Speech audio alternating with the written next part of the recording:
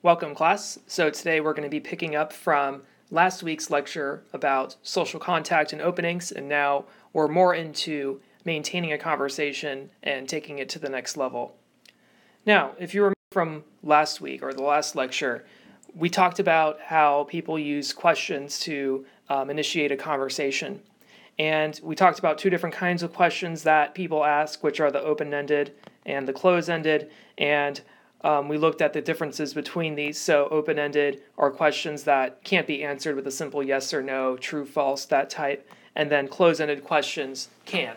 And when you read conversation books like Dale Carnegie's How to Win Friends and Influence People, or Conversationally Speaking, or books like those that are kind of in the mainstream press, one of the first things they try to teach you is you should ask more open-ended questions, because closed-ended questions tend to hit dead ends.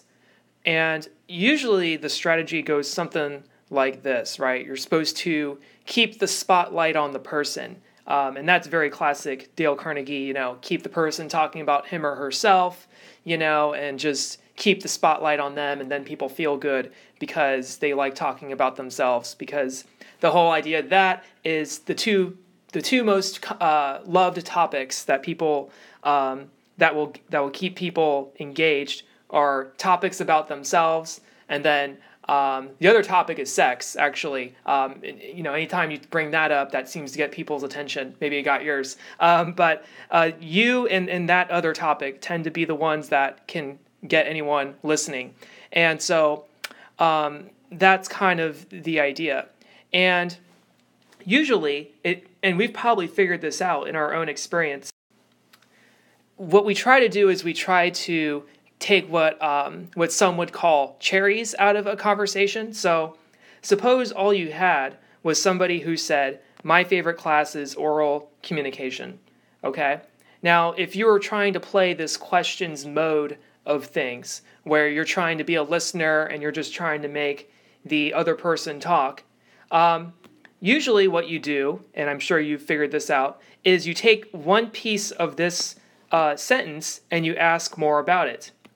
So, for example, if somebody says, my favorite class is oral communication, what you might pick from that is oral communication. So then what you might do is you might say, what do you do in oral communication? So you ask a question like, what do you do in there? And so maybe the person will say something like, we get to give speeches. Okay, so they say something about, we get to give speeches, and we get to, and I love giving speeches. Speeches are fun. It's a great time, that kind of thing. So then you'll keep the conversation going with another question. So you'll say, what kinds of speeches? And then they might say, we give an informative, and then you can say that they give a persuasive, and all that stuff.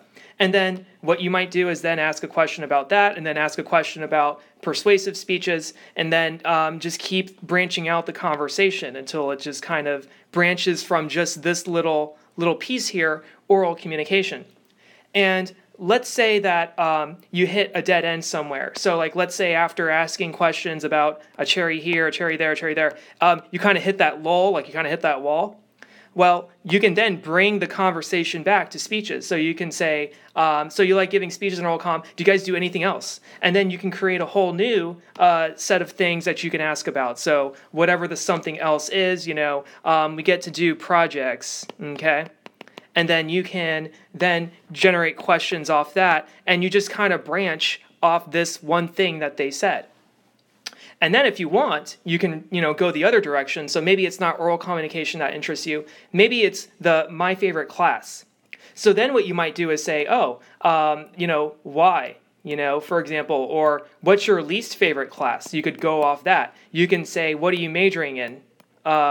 Because favorite class means you're in school. So what are you majoring in college? You see? And then you can create questions off that. And, just this one sentence alone is all kinds of opportunities to create all kinds of different conversations. And as you hear people say, take it in the direction that you want to go, depending on what exactly they say, even with something like as an innocuous sentence as this. You can even take something as innocuous as it's really cold outside. You could create questions like, oh, where are you from? Because cold is often a subjective thing. Like, we think it's cold when it's 40 here, but like in Wisconsin, that's like summer. So, it's kind of relative to where you are. You can ask like, where do you live exactly? There's all kinds of questions that you can come up with, even with as innocuous statement as that. Now, so that's kind of the strategy that probably a lot of us have figured out and have probably used. And we kind of create this map in our head. And we just kind of keep track, where are we? So we're on persuasive speeches right now. She did mention informatives and she talked about speeches, but I'm just going to keep asking about persuasive speeches. And this is kind of how you get people to talk about themselves, if you will. Now, there's even more to this idea of being a listener and asking questions and all of that.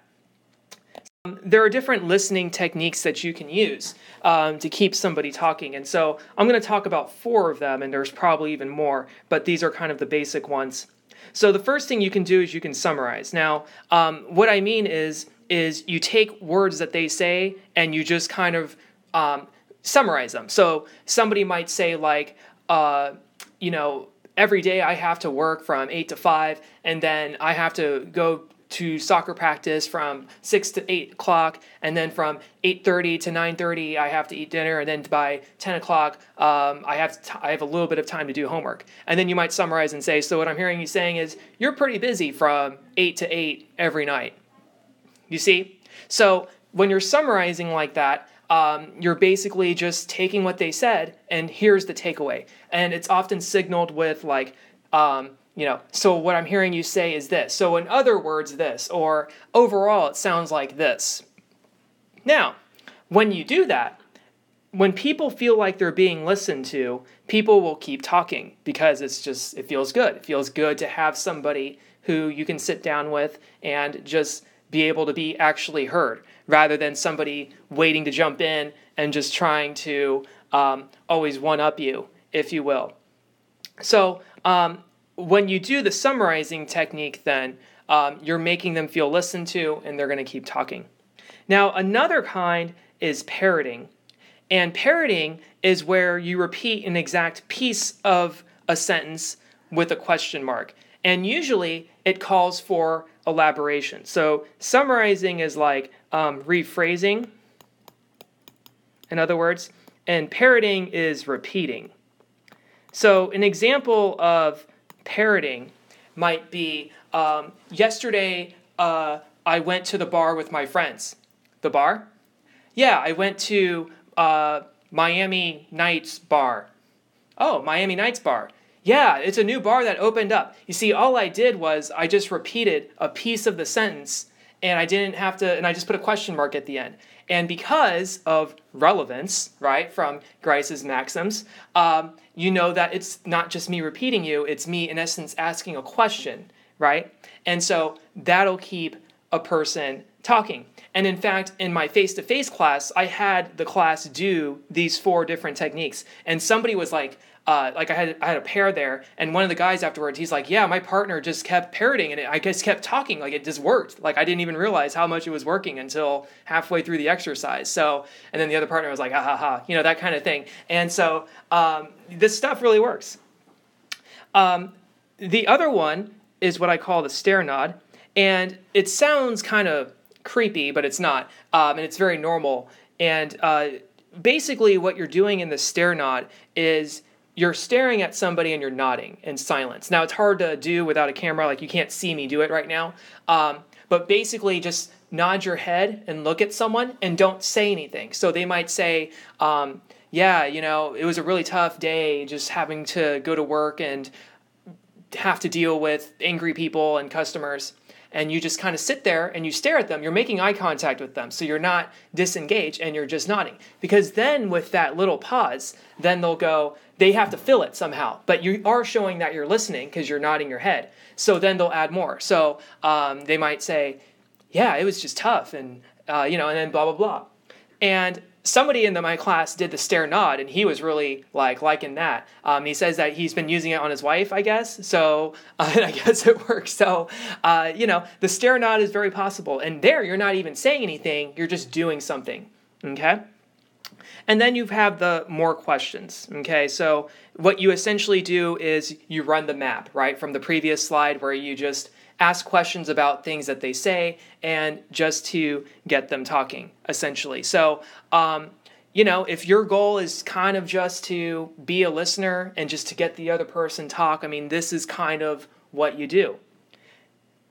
Now, the problem is that with cherries and all of these little things that we're talking about here is that it rests on them cooperating and them not being short with you. Because remember, like with open-ended and with closed-ended questions, somebody can still be short with you.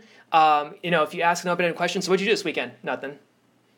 Tell me about your family. I just have 2 brothers and a sister. You see, it's hard to get things going sometimes. And sometimes people aren't always comfortable answering questions right away about themselves because you're dealing with maybe shy people who are just kind of uncertain about you, and they may not feel comfortable just kind of opening up to you right away. And so these are some limitations that you face. You also have to consider other problems, other reasons why people might be short with you. So if you remember from the first lecture, there's 3 things that you need in a conversation. So remember, there's, interlocutor 1, so we'll just say I1, with a happy face. And then you have I2, interlocutor 2, and this, of course, can be 2, 3, 4, 5. It's arbitrary when it goes from a conversation to a small group. I would say more than 4 would probably be more of a small group thing. Oops, I didn't mean to do that there. And then remember, you have to have cooperation, right? Now, each of these 3 things can have problems, right? So, for example, the reason somebody may not want to talk to you, even when you approach them, even if you smile, even if you ask nice questions and all that, number 1 could be you, right? Maybe you smell bad. Maybe you're too tall. Maybe, maybe it's a racial thing. Maybe it's the way you look. Maybe it's the socioeconomic status. It could be very shallow, superficial things that are unfortunate that you're judged that way, but it's just kind of a fact of reality that people do it. So it's highly unfortunate when that happens, and there's not much you can really do. You can't control everybody's biases. You can't always know what they are, even if you want to address them. So that's sometimes the issue. And sometimes it's it's just something that you just may not be aware of. It's just hard to know. Sometimes, though, it's a problem with them. Maybe they're shy. Maybe they're having a bad day. Maybe they're unsure. Maybe they have to go to the bathroom really badly, and so they don't have time to talk. We just don't know. When we first meet somebody, we don't really know their history. We don't know what they've been through. We just know, oh, they're in the same room with me right now. That's all we know. And so if somebody's short with you, it could be you, but it also could be them. It could just be character flaws. Maybe they're just not good with people. It's just hard to know. And then lastly, there's cooperation. There's ways this can go wrong. Think about situations. So maybe it's too loud, so they can't hear you, or they don't feel comfortable talking. Or maybe you're at the movie theater, and you're trying to strike a conversation, but the movie's about to come on. Or maybe you're in class, and you're about to talk to somebody, and then the professor starts. Or maybe they're just passing through. They're not really trying to stay. They're not trying to connect with anybody. All of that. So there could be outside things going on too that are situational that stop people from talking to you. And the idea is that, and this is kind of a reality check for maybe some people, not everyone's going to like you either. Life is a game of percentages. That's just the way it is. There are very few things that work 100% of the time. Everything is a percentage shot of some kind. And you also have to keep in mind that even the greatest of all human beings have had haters and people who didn't like them. Gandhi, for crying out loud, had haters. Socrates, Martin Luther King. All these great people in the world, Mother Teresa, had haters. So you just kind of have to recognize that not everyone's going to like you, even if you do everything right. So it's just something you have to live with, and you move on. Now, I'm not necessarily against asking questions, so I don't want people to think that, you're against asking questions, I should never ask a question again, or something like that. It's just that the thing is that questions can have problems, right? They can have limitations, and if you don't have anything else in your arsenal to deal with the problems that questions can bring, then you're going to be very limited in what you can do in your social life. Now, think about the very scripted questions that we're asked on a daily basis. And I think I went over this in the previous lecture, right? The typical questions that you're asked in everyday life, what is your name? What do you do? Right? Maybe where are you from? And the fourth is implicit. What are we going to talk about? I know, I just put what we talk about.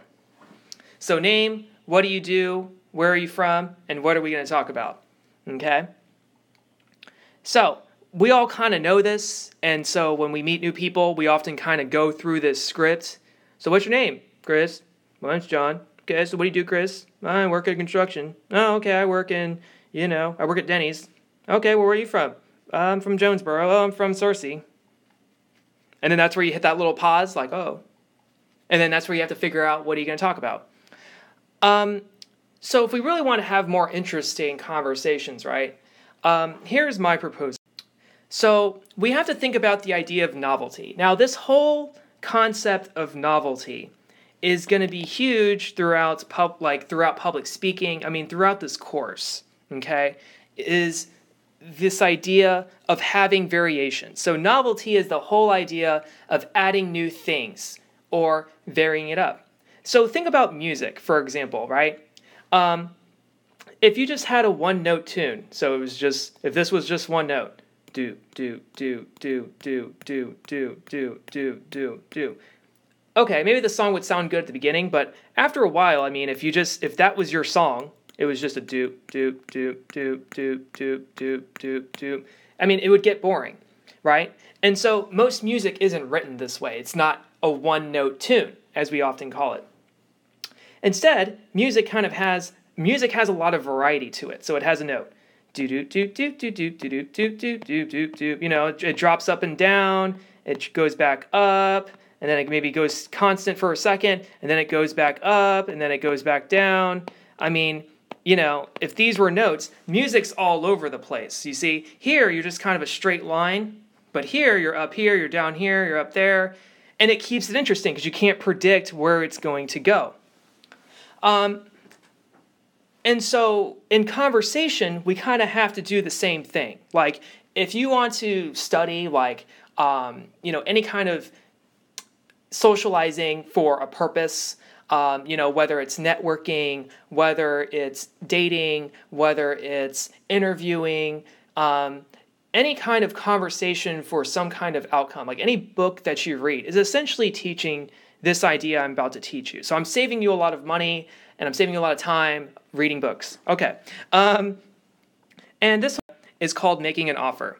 Now, I'm probably going to think of a better term for this, but I think an equivalent term, it kind of is equivalent, but it kind of isn't. It's called disclosure, but I want to think of it a little bit more broadly than just disclosure. So making an offer is the idea of offering a statement or an action to build a conversation. So rather than just asking questions, you're bringing something to the table that somebody else can respond to besides a question, okay? So making an offer is about providing a stimulus for someone to respond to that's not a question, okay? Now, let's think of some examples. So a lot of times people will ask you, especially after the Red Wolves play, right? Usually what they'll say is did you watch the game, right, last night? So, you watched the game on Saturday, Red Wolves won, 70-7, something like that. So it wasn't really a game, it was more like a mass murder, I don't know. So that's kind of the question, right? Did you watch the game? Very, yes or no, kind of typical, something like that. But what if you said something like this instead? Because here what you're going to get is I watched the game. Okay, at the very minimum, that's probably what you're going to get. Okay, and if somebody isn't comfortable with you, they'll probably just say yes. Okay, so then you have to do more work. So what if you did this instead? Instead of, did you watch the game? Why don't you just straight up say, you tell a story. So like, and I'm not going to write this all down. You could say something like, so my friends and I went to the game last night and the student section was crazy. There was this person and he was half naked and he jumped onto the field or whatever. You tell a story about how you went to the game first. And when you do that, then the person who's listening can respond however they want. Because see, when you ask a question, they're kind of limited in terms of their response, right? Because like basically they're going to answer it yes or no, and they might volunteer a little bit of information, but they might not. But when you start with a statement instead, I went to the game last night and here such and such happened, then what you can do is you can see how they respond to the story first. Because maybe they'll say, oh yeah, I was there too. I was at the student section and blah, blah, blah. And yeah, that was really funny, blah, blah, blah. And now you're building a conversation. Or if all they kind of go is, oh, okay, then you can ask, did you watch the game? But see, what you're doing is you're building something here. You're making an offer and you're seeing if they're going to take it or not. Okay? Because when you tell a story, there's all kinds of little cherries that they can pick up on. Because maybe they don't care about the game per se. Maybe they didn't watch the game at all. But because you said student section, maybe they can ask, oh, well, did you happen to see so-and-so person? That's one of my friends. So by making offers then, you're offering them cherries that they can then ask about and respond to. Whereas with a question, there's not really cherries for me to ask because you don't answer a question with a question. You answer a question with an answer. You see? So let's take another one. Where are you from? Right? That's a classic, and that's, just one of the classic ones you're always asked, right? Where are you from? So you could start out like that, you could say, where are you from?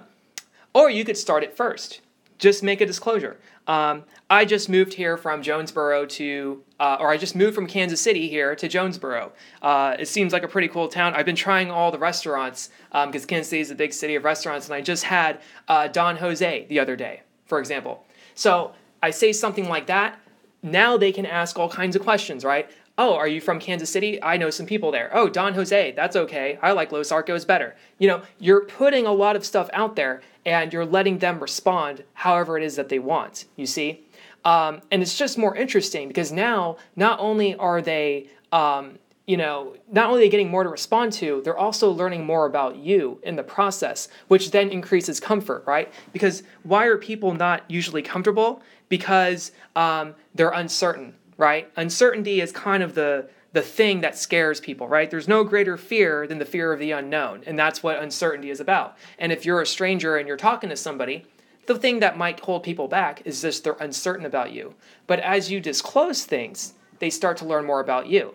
And see, this is the key to dealing with shy people, you see? So with really shy people, what you probably have to do is disclose first and then ask them a question. What people try to do with shy people is they usually try to ask them questions first, and then when they don't get what they want, then they disclose. But you got to be reverse when you're with shy people.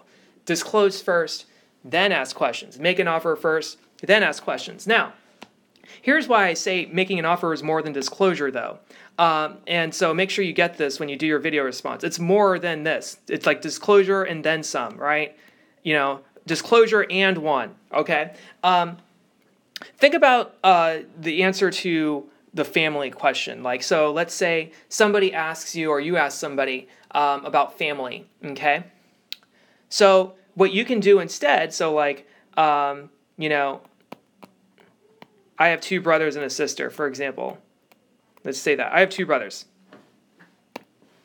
You could say that. And you could even, build on that if you want. But another idea you could do is your cell phone, right? Your cell phone is basically a photo album, like walking around. See, back in the day, before cell phones, okay, people had to carry pictures in their wallet, right? Like actual little wallet-sized pictures. And your wallets used to come with a little photo album that you could put pictures in, but I don't think they do anymore. And so if you wanted to show a picture of your niece, that's what you had. But now you have your cell phone. And on your cell phone, there's all kinds of cool things on there. So maybe instead of saying, I have 2 brothers, why don't you just pull out your cell phone and say, oh, you want to ask about my family? Here, take a look at some of these photos I have. And then tell stories about the photos, you see? So maybe that's a little weird for some people. Maybe that's too out there. But the idea is this. We're thinking novelty, right? We're trying to think of something that's a little bit different and a little bit new because it makes it interesting. You see? So when you're dealing with conversation, you got to deal outside the box. That's the key. And when you do that, that's how you stand out. Now, let's see here. So offers then give, questions take. That's part of the idea. And if you ever take an improv class, you'll know exactly what I'm talking about. Some people would probably be like, when they hear this advice, well, but why do I think people would care about what I did last night? Like, the idea of having to disclose somebody, to start with a statement first, just might come across as weird because it seems to assume something, right? People would say, but we're not that close. But see, here's the idea with conversation. Okay, so rapport is this idea that it's the idea of having an ability to openly communicate with someone. I mean, that's, if I had to describe rapport, I would call it open communication, the ability to openly communicate with someone. And when I mean openly communicate with someone, that means just not having to worry about self-monitoring as much and being able to get straight to a topic efficiently without having to talk around it. Now, so disclosure then in making offers rests on an assumption, and it's resting on the assumption of rapport, okay? So it's resting on the assumption that we can openly communicate with someone. And so making offers assumes rapport. So, to answer the age-old question, how do you get people to like you? That's always what people want to know. Well, you don't. You just assume they do. You get that? So you don't get people to like you. You just assume they do. And you assume through rapport, right? You assume the sale. You assume that you're already in a position of open communication. Now, there is such thing as assuming too much rapport, right? Like getting so much rapport that you're disclosing like really personal stuff, like your personal problems and what you do in the bathroom in the mornings and all that stuff. I mean, there is such thing as assuming too much rapport. But for the sake of conversation, the only amount of rapport you have to assume is enough to where you can disclose. So always assume enough rapport. Oops, that was ugly. Okay. Always assume enough rapport to disclose or to make an offer. That's the only amount you have to assume. You don't have to assume enough to where you can touch somebody, like if you're not the touchy-feely type, and if you don't know if they are, that's okay. Just assume enough to where you can make offers. When you assume that much, that's where you start building a conversation. And it rests on this other idea that I learned from a client that I was consulting for. And she was a big customer service director, like kind of a director, but she was in charge of it all for this huge company. And I remember one time she said in my interviews with her, she was like, people don't want to be sold to. They just want good products and service, you see? And so this idea of I have to sell to somebody, I have to put on this sales face, people don't gravitate to that. People don't like that. People just want good products and service. And so this idea of I have to get somebody to like me is kind of that same mentality, when it's more or less like, look, people just want to have fun. People just want to have a good conversation. And so just assume it. Don't try to make a sale, assume the sale. You see what I mean? And when you do that, that's when you start to get really good results. Now, I just don't like to give tips and tricks without some theory. Now, here's why I think making offers works, okay? The reason is because of this idea called the norm of reciprocity. And the norm of reciprocity is very well entrenched in our culture, and I'll give you some examples here. And the norm of reciprocity is the idea that every positive action should be, that's done in our favor, should be paid back to that person an equivalent value. Okay, so every positive action in our favor should be paid forward, right? Now, the norm of reciprocity rests on a survival tactic that people can develop relationships without fearing loss. And it's also rested on the idea that when people do things for us, we don't want to seem like a freeloader, right? Because freeloaders are often outcasted in society, and freeloaders are, it's not good for our integrity and self-image if we're a well-known freeloader, at least for many people. And so this idea then is really well entrenched in people. And I can give you a lot of examples. So like if somebody buys you lunch, right? First off, you should, of course, thank them. Thanking is part of the polite thing. But really the next thing you should do is to offer to buy them next time. So if you go out to lunch again, you should probably offer to pay, right? Just because of reciprocity. If somebody drives you to the airport, and let's say the airport is 2 hours away, and they have to stop for gas, usually norm of reciprocity, you offer to pay for the gas, right? Or you offer to pay for lunch. If I invite you for dinner, right? And you come over, usually you just don't dine and dash, right? Usually you stay and you give your time and you converse, right? If you came over for dinner and you were totally short with me and then you left right after the food, you kind of took away the joy of giving. So there was actually a study done too. A professor sent Christmas cards to a bunch of random people that he never met. And oddly enough, most of the people he sent Christmas cards to, he received one in return, even though they didn't know who he was.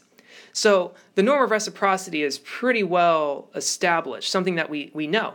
So if you disclose, I disclose, is the same idea with the norm of reciprocity, except it's done through statements only. So when somebody goes on talking about themselves for 2 hours, right, eventually they should hit that point where like, oh, I feel bad talking about myself this whole time. What about you?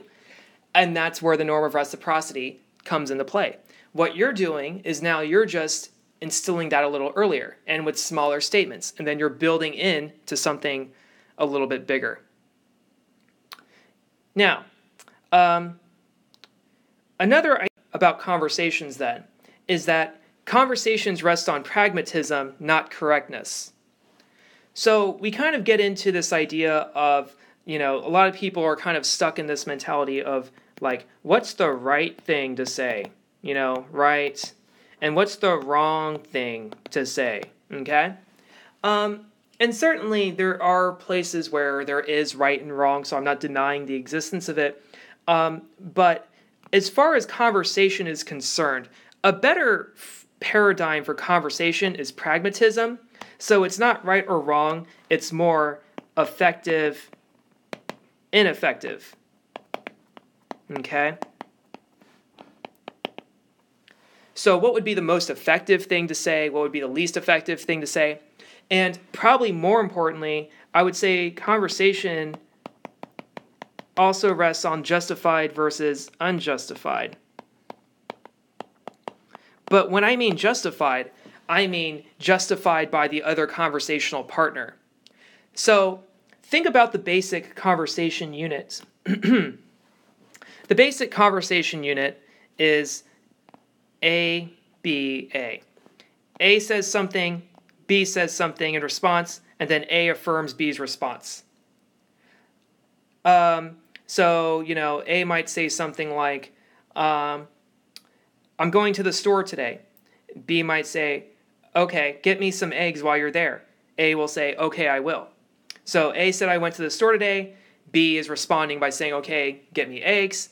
And then A is acknowledging B's response by saying, okay, I will. So this basic conversation unit is self-justifying. So in other words, B will justify whatever A says, okay? And B will make whatever A says relevant. And then A will make whatever B says relevant by A's response. So it doesn't really matter what you say in a conversation. It's just a matter of will it be justified or not? And will it be effective or not? So will it be justified by the person who responds to it? And will it be effective in terms of getting whatever it is that you're trying to do? So that's why, like, if I say, don't do this in a conversation, we can always think of some example where it works, where I could say, like, like in friendships, for example, you might always live by the rule, don't call somebody a jerk, or don't call somebody a loser. But maybe to your friends, just because you guys are so close and tight, you might say, hey, what's up, jerk, or whatever. And it's totally fine because it's play, you see. But in that case, it's justified, right? Like your friend justifies it by saying, haha, that's funny, blah, blah, blah. And then you kind of say hello and move on. So don't ever think of it like, I said the wrong thing, I got the wrong answer. It's not really like that. It's more like, what was the practical thing to do? And then the way you look at practical is effective, ineffective. And as long as it's justified by your people, then it should be okay. Now, another thing is that initiating conversation is not a one-shot deal. That's the other idea. So when you make an offer, let's say, you go up to somebody and say, hey, what's your name? Okay, I'm Chris. Nice to meet you. Yeah, I was just at the game yesterday and went to the student section, blah, blah, blah. And let's say and the person said, oh, okay, cool. You're not done. Like, it's not like, oh, well, I guess this was failed then because I said that one thing and they didn't catch on. Usually initiating a conversation, you have several chances to get going. So maybe they say, oh, that's cool. You can go in with something else after that. You can then say, okay, so what are you up to, blah, blah, blah. I mean, you get multiple chances to get the conversation going. It's not like a one-shot deal. So like, guys are like, what do I say to that girl in the bar? I need that one little pickup line, right? That's usually what they call it. But it's not really down to one line per se. It's more like a series of lines, if you will, to get a conversation going. And it doesn't have to be anything spectacular, really. So that's that with conversation. So this is some of the basic ideas of maintaining a conversation and keeping it going. The key is to make an offer. Try to make this interesting, add something to the otherwise pretty well-known script of conversation. And the next lecture, we'll look at departing and exiting conversations.